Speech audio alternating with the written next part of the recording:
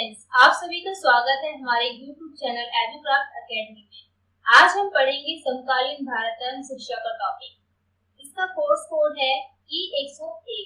तो आज के हमारे टॉपिक का नाम है सैडलर आयोग। क्या है ये सैडलर आयोग, किसने बनाया और क्यों बनाया, इसके बारे में आज हम पढ़ेंगे। आइए शुरू करते हैं।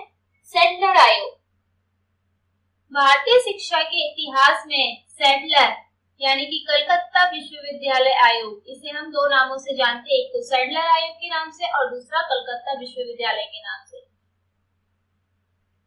तो इस आयोग का महत्वपूर्ण स्थान है हमारी भारतीय शिक्षा के इतिहास में और इसकी नियुक्ति निम्नलिखित कारणों से हुई है।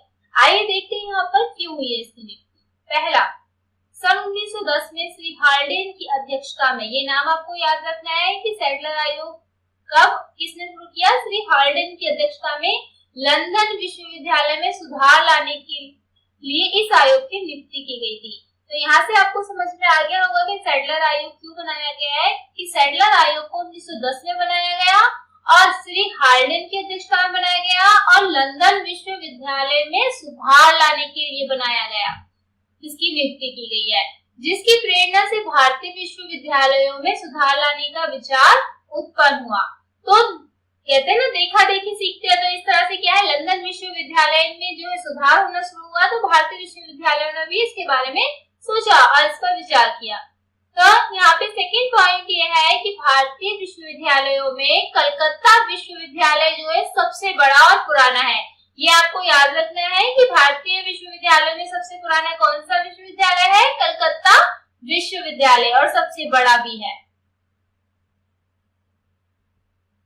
इसका थर्ड पॉइंट देखते हैं यहाँ पर। सन 1916 में कलकत्ता विश्वविद्यालय में बंगाल के तत्कालीन शिक्षा संचालक सर आशुतोष मुखर्जी ने सर्वप्रथम स्नातकोत्तर विभाग खोला। स्नातकोत्तर कहते हैं स्नातक, जैसे कि ग्रेजुएशन हो गया, ग्रेजुएशन के बाद जो भी पढ़ाई होती है, जैसे बीएड हो गया या एमए हो गया, इस तरह से क्या है ये विभाग खोले गए। तो ये कब खोले गए, 1916 में खोले गए और कलकत्ता विश्वविद्यालय में खोले गए। ऐसे बंगाल के तत्कालीन शिक्षा संचालक थे सर आशुतोष बनर्जी ने सबसे पहले क्या किया, स्नातकोत्तर विभाग खोला। तो किसने खोला, सर आशुतोष बनर्जी ने। तो कब खोला, 1916 में खोला और कहाँ, कलकत्ता विश्वविद्यालय में सबसे पहले स्नातकोत्तर विभाग खुला। और इनकी इच्छा थी कि इस विभाग से छात्रों के शिक्षण का कार्य विश्वविद्यालय में ही हो। तो इस विभाग में क्या इच्छा जताई उन्होंने कि छात्र की जो शिक्षण कार्य है वो कहाँ होने चाहिए, विश्वविद्यालय में ही होने चाहिए। इस बात की उपयुक्तता की जांच करने के लिए सरकार ने डॉक्टर माइकल सैडलर, इसकी जो जांच करने के लिए किसको भेजा, डॉक्टर माइकल सैडलर को भेजा। तो माइकल सैडलर की अध्यक्षता में 14 सितंबर 1917 को कलकत्ता विश्वविद्यालय आयोग की नियुक्ति हुई। तो आपको ये डेट याद रखनी है कि 14 सितंबर 1917 को कलकत्ता विश्वविद्यालय आयोग की क्या हुई, नियुक्ति हुई। इस दिन खुला, ठीक है, इस दिन इसका गठन हुआ।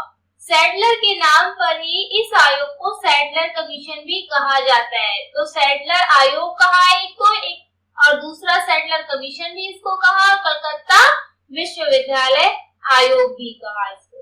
तो तीन नामों से आपको ये जानना है, तो तीन नाम इसके याद रखने हैं, कोई भी नाम आ सकता है। Doctor Ziauddin Ahmad, sir Ashutosh Banerjee, doctor Gregory और सर थीम, इनके अन्य सदस्य थे, जो और सदस्य थे जिनकी सहायता से क्या है ये आयोग की नियुक्ति हुई।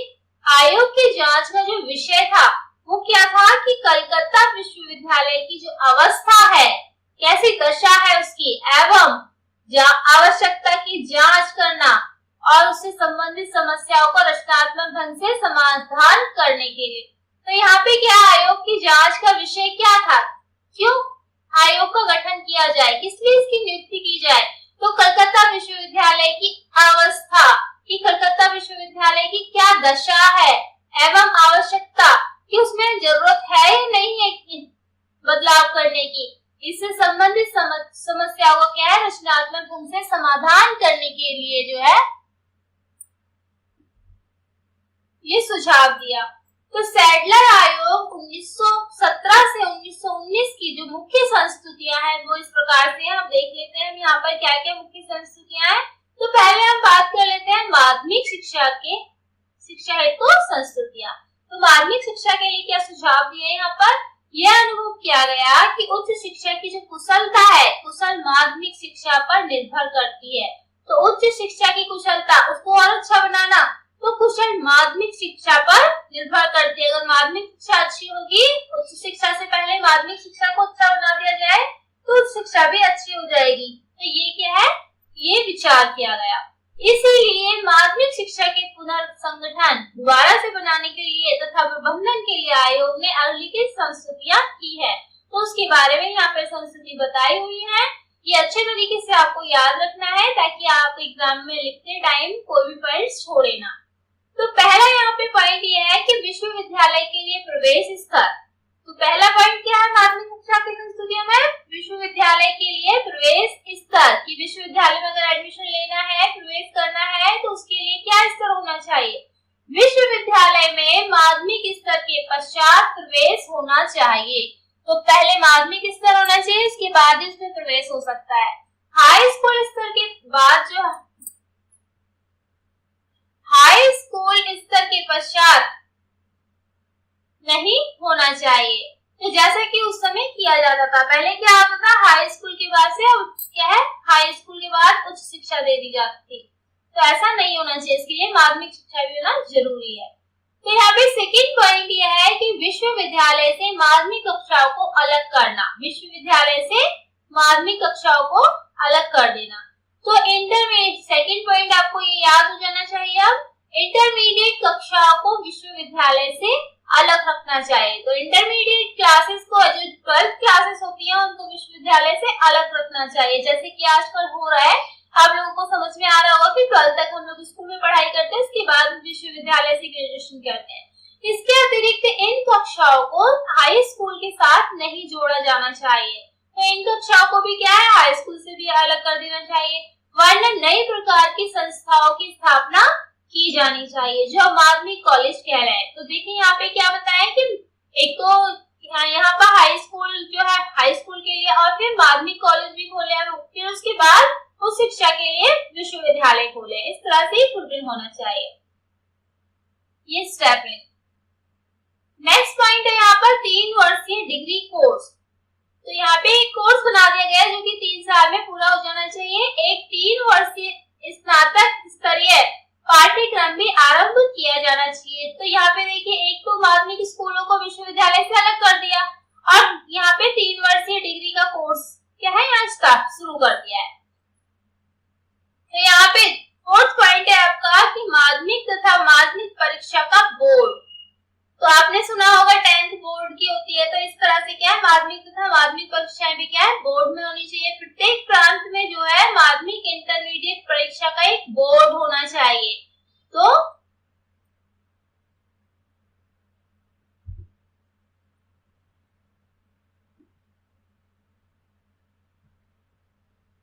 इंटरमीडिएट परीक्षा का एक बोर्ड होना चाहिए। अब बोर्ड का कार्य क्या होना चाहिए कि विभिन्न पाठ्यक्रमों को निर्धारित करना। तो एक बोर्ड बिठा दे, एक तो इंटरमीडिएट परीक्षा के लिए एक बोर्ड बना दिया और बोर्ड ने क्या किया कि उनके पाठ्यक्रमों को निर्धारित किया कि पाठ्यक्रम क्या होना चाहिए। 2 प्रकार की माध्यमिक स्कूल परीक्षा को संचालन करना।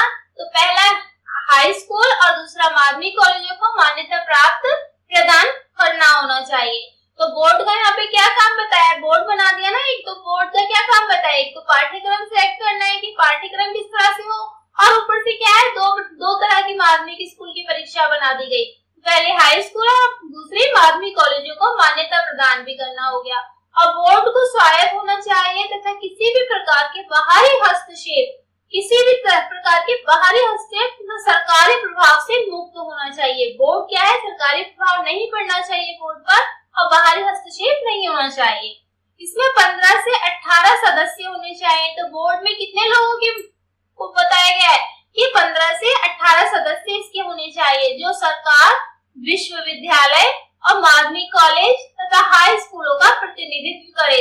तो बोर्ड का क्या काम है, सरकार और विश्वविद्यालय और माध्यमिक कॉलेज तथा हाई स्कूल विचारना है, आपको याद रखना है हाई स्कूल का प्रतिनिधित्व बोर्ड का काम हो गया।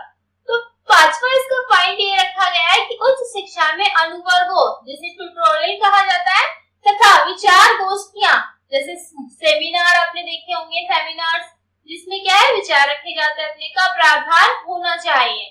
6 पॉइंट आपका ये है कि माध्यमिक शिक्षा को कुशलता से चलाने के लिए वित्त व्यवस्था का उचित तथा पर्याप्त प्रावधान होना चाहिए। अब माध्यमिक शिक्षा क्या है, कुशलता से चलनी चाहिए, आराम से चलनी चाहिए कि उसका संचालन अच्छे तरीके से होना चाहिए। इसके लिए वित्त व्यवस्था का उचित होना भी जरूरी है कि अच्छे तरीके से जहाँ खर्च करना है वहाँ हो सके, जिस चीज की सुविधा करनी है वो सुविधाएं हो सके, इसके लिए वित्त व्यवस्था भी उचित हो और पर्याप्त प्रावधान हो कि पूरे तरीके से उसका अच्छे तरीके से अच्छे ढंग से जो है सुविधाएं सुलभ कराई जा सके। 7 पॉइंट ये है माध्यमिक शिक्षा के लिए कि अंग्रेजी तथा गणित को छोड़कर हाई स्कूल स्तर तक शिक्षा का माध्यम भारतीय भाषा होना चाहिए। कौन सी भाषा? भारतीय भाषा। किसको छोड़कर? अंग्रेजी, क्योंकि इंग्लिश तो अंग्रेजी की जो बुक्स है वो इंग्लिश में ही होंगी और गणित की जो बुक्स है वो इंग्लिश में भी हो सकती है, हिंदी में भी हो सकती है, लेकिन बाकी सारे जो सब्जेक्ट्स है वो भारतीय भाषाओं में होने चाहिए। यहाँ पे ये बताया है। अब 8वां पॉइंट ये है माध्यमिक स्तर का कि माध्यमिक स्तर पर कक्षाएं छोटी होनी चाहिए। कक्षाएं कैसी होनी चाहिए?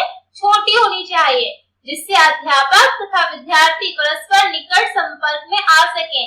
ऐसा नहीं होना चाहिए कि माध्यमिक की कक्षाएं जो बहुत ज्यादा भरी रहे कि बच्चों पर ध्यान ही नहीं जा पाए कि बच्चे पीछे करके आ रहे हैं। कक्षाएं छोटी होनी चाहिए ताकि हर बच्चे पर ध्यान केंद्रित किया जा सके, हर बच्चे पर ध्यान रखा जाए।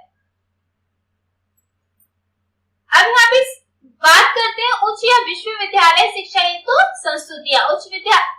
उच्च शिक्षा के लिए देखते हैं और विश्वविद्यालय शिक्षा के लिए यहाँ पर देखते हैं। उच्च या विश्वविद्यालय शिक्षा हेतु सैडलर आयोग ने निम्नलिखित संस्तुतियां की हैं। पहला ये कि सामान्य नियंत्रण होना चाहिए। विश्वविद्यालय पर सरकार का नियंत्रण जो है लचीला होना चाहिए तथा सामान्य होना चाहिए, मतलब आसान होना चाहिए, और लचीला मतलब कि समय समय पर उस पर बदलाव किया जा सके, ऐसा होना चाहिए। शिक्षा के मामलों में विश्वविद्यालय को अत्यधिक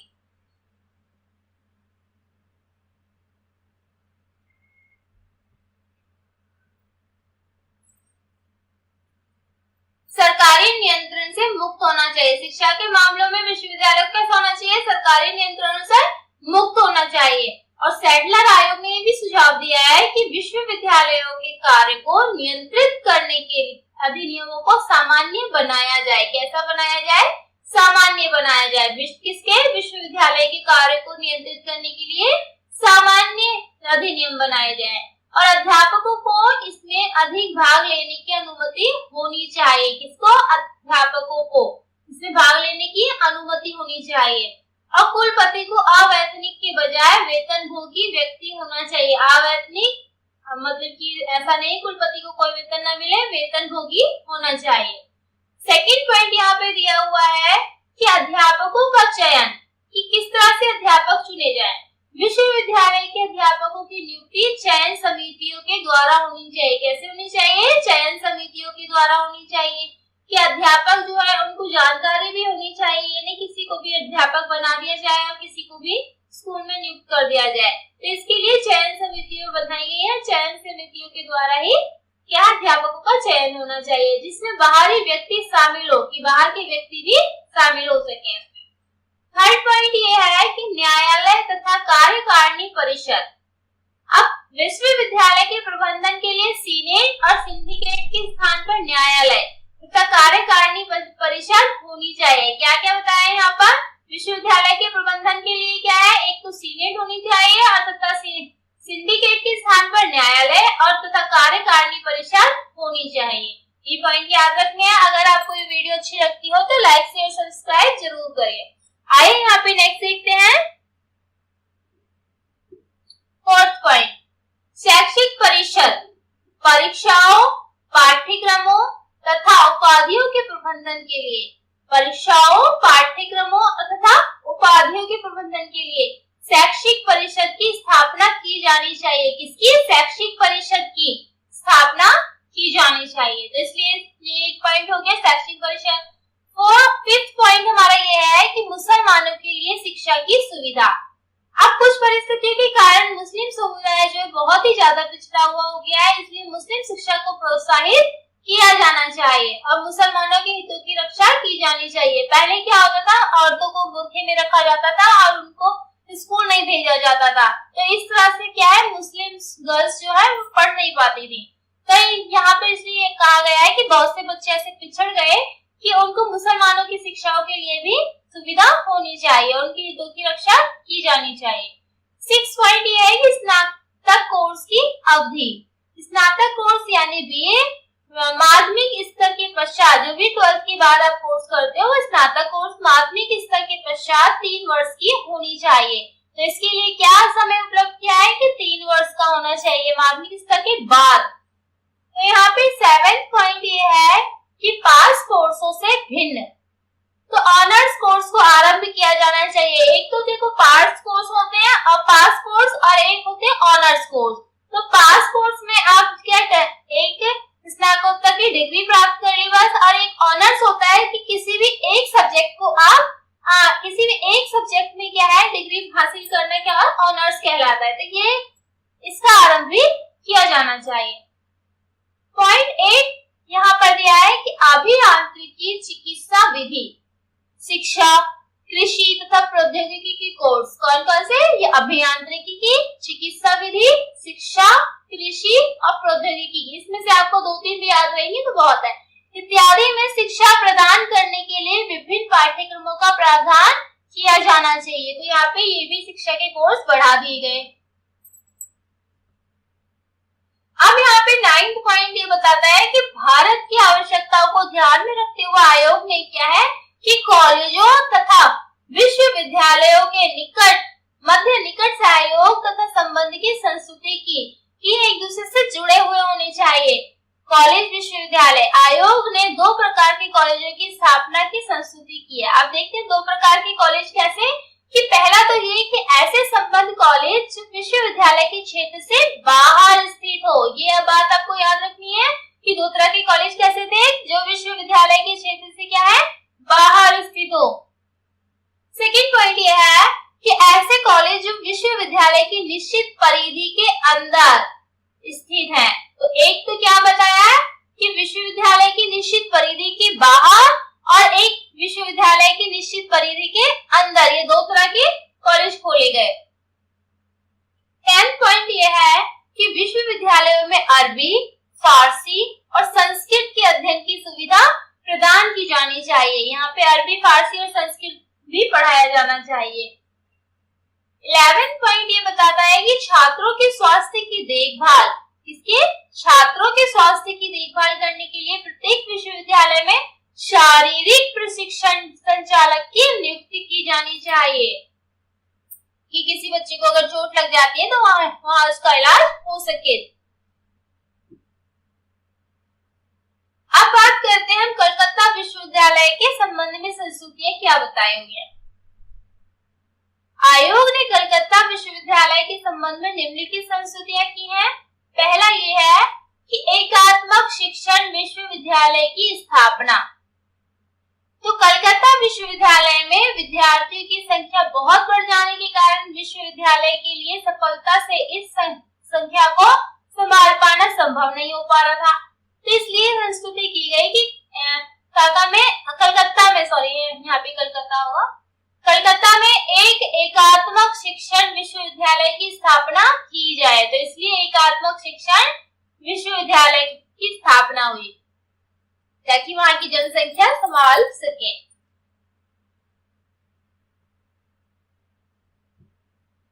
सेकेंड पॉइंट ये है कि शिक्षण संसाधनों का संग्रहण। तो शिक्षण संसाधनों का संग्रहण किस तरह से, आयोग ने अनुभव किया है कि एक शिक्षण विश्वविद्यालय स्थापित करने के लिए कलकत्ता, जो कि अब कोलकाता है, यहाँ का डंडा होगा, तो कलकत्ता अब कोलकाता शहर के शिक्षण संसाधनों को पुनः संगठित किया जाए, दोबारा से संगठन किया जाए इनका। थर्ड पॉइंट ये है कि कॉलेजों का नियोजन विकास। तो आयोग ने अनुभव किया कि कलकत्ता जो कोलकाता है के उपनगरों के पड़ोसी क्षेत्रों में कॉलेजों की संख्या में बहुत वृद्धि हुई। इससे क्या है, कॉलेज तो बढ़े, इसलिए आयोग ने संस्तुति की कि पृथक कॉलेज को इस प्रकार विकसित किया जाए कि नए विश्वविद्यालय केंद्रों के धीरे धीरे बनने को संभव बनाया जा सके। कि एकदम से कॉलेजों की संख्या तो बढ़ती जा रही है, लेकिन विश्वविद्यालय के केंद्र को जो है धीरे धीरे बनने को जो है संभव बनाया जा सके। अब बात करते हैं हम स्त्री शिक्षा की संस्कृतियों के बारे में कि स्त्री शिक्षा के संबंध में क्या कहा है इस आयोग ने। स्त्री शिक्षा के प्रसार के लिए आयोग ने 2 प्रकार की संस्कृति की है। पहला तो ये कि सरकार को लड़कियों के लिए पर्दा स्कूल आरंभ करने चाहिए। तो यहाँ से एक पॉइंट आपको याद हो जाना चाहिए अब तो कि पर्दा स्कूल, जो औरतें पर्दे में रहती है वो पढ़ लिख नहीं पाती है, इसलिए यहाँ पे एक पर्दा स्कूल खोला गया जिनके माता पिता उन्हें 15 से 16 वर्ष की आयु तक पढ़ाना चाहते हैं। सेकेंड पॉइंट ये है कि कलकत्ता विश्वविद्यालय में स्त्री शिक्षा के विशेष बोर्ड बनाया जाए। तो स्त्री शिक्षा के लिए क्या बना, एक विशेष बोर्ड बना। कहाँ बना, कलकत्ता विश्वविद्यालय में बनाया जाना चाहिए। इसे महिलाओं के लिए विशेष पाठ्यक्रम का आयोजन करना चाहिए तथा शिक्षक प्रशिक्षण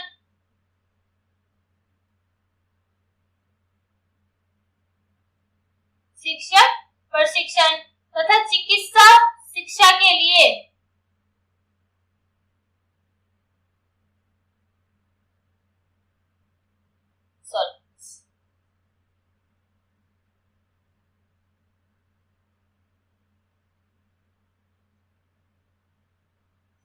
लिए विशेष सुविधाएं प्रदान करनी चाहिए।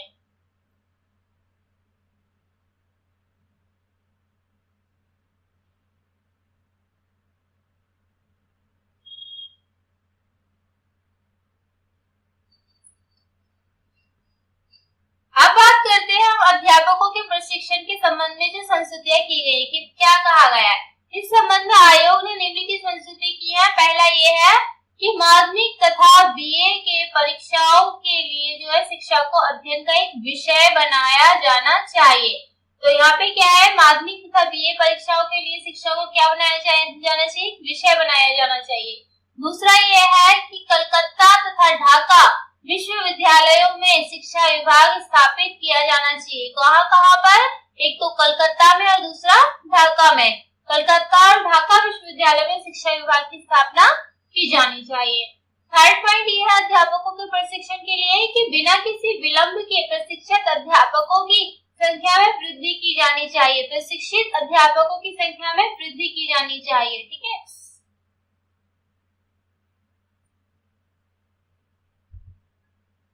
अब बात कर लेते हैं हम तकनीकी शिक्षा के संबंध में सैडलर आयोग ने क्या कहा है। आयोग ने अनुभव किया कि शिक्षा द्वारा न केवल बालकों को सरकारी पदों के लिए तैयार करना है, क्योंकि इस शिक्षा से क्या करना है कि बच्चों को जो है सरकारी पदों के लिए क्या है तैयार करना है, बल्कि तकनीकी और व्यवसायिक शिक्षा प्राप्त करने में भी उन्हें प्रोत्साहित किया जाना चाहिए। तो यहाँ पे 2 तरह की शिक्षा बताई, एक तकनीकी और एक व्यवसायिक। भारत में तकनीकी तथा औद्योगिक विकास लाने की दृष्टि से संस्तुति की गई। इस संबंध में आयोग ने निम्नलिखित संस्तुतियां भी की है। आइए यहाँ पर देख लेते हैं कौन कौन सी संस्तुति की है। पहला ये है कि व्यवहारिक विज्ञान तथा तकनीक को विश्वविद्यालय के पाठ्यक्रमों में सम्मिलित किया जाना चाहिए। एक तो व्यवहारिक विज्ञान आना चाहिए और तकनीकी ज्ञान, इसको विश्वविद्यालय के पाठ्यक्रमों में क्या है सम्मिलित किया जाना चाहिए, ये पाठ्यक्रम के अंदर होने चाहिए। दूसरा ये है कि सफल विद्यार्थियों को डिग्री तथा डिप्लोमा प्रदान किया जाना चाहिए। ऐसा नहीं कि बच्चे ने पढ़ाई कर ली बस एक मार्कशीट दे दिया हो, उनको डिग्री और डिप्लोमा भी दिए जाने चाहिए। अब बात करते हैं हम वृत्तिक तथा व्यवसायिक शिक्षा के संबंध में आयोग ने क्या संस्तुतियां की। आयोग ने वृत्तिक तथा व्यवसायिक शिक्षा के संबंध में निम्नलिखित संस्तुतियां की है। पहला देख लेते हैं यहाँ पर, आयोग ने बल दिया कि शिक्षा की योजना में आवश्यक सुधार किए जाएं, कि जिस चीज की आवश्यकता है वही सुधार किए जाने चाहिए तथा विश्वविद्यालयों में वृत्तिक तथा व्यवसायिक पाठ्यक्रम आरंभ किए जाने चाहिए। दूसरा पॉइंट ये कि माध्यमिक कॉलेजों के पाठ्यक्रमों को संशोधित किया जाना चाहिए, उनमें बदलाव किया जाना चाहिए तथा उन्हें व्यवसाय केंद्रित बनाना चाहिए। उन्हें व्यवसाय की शिक्षा भी माध्यमिक स्तर पर दे देनी चाहिए। अब देखते हैं अंतर विश्वविद्यालय बोर्ड के संबंध में संस्तुति। विभिन्न भारतीय विश्वविद्यालयों के कार्य में समन्वयन स्थापित करने के लिए सैडलर ने अंतर विश्वविद्यालय बोर्ड की संस्तुति की है। तो यहाँ पे क्या बताया कि जो विभिन्न भारतीय विश्वविद्यालयों के जो कार्य है, विश्वविद्यालय में जो भी कार्य होते हैं, तो उनमें क्या है, समन्वय स्थापित करना चाहिए। और सैडलर ने अंतर विश्वविद्यालय बोर्ड की संस्तुति की है। तो यहाँ पे अंतर विश्वविद्यालय बोर्ड बना। अगर आपको मेरी वीडियो अच्छी लगती हो तो लाइक शेयर सब्सक्राइब जरूर करें। ओके बाय फ्रेंड्स, मिलते हैं आपको नेक्स्ट वीडियो में।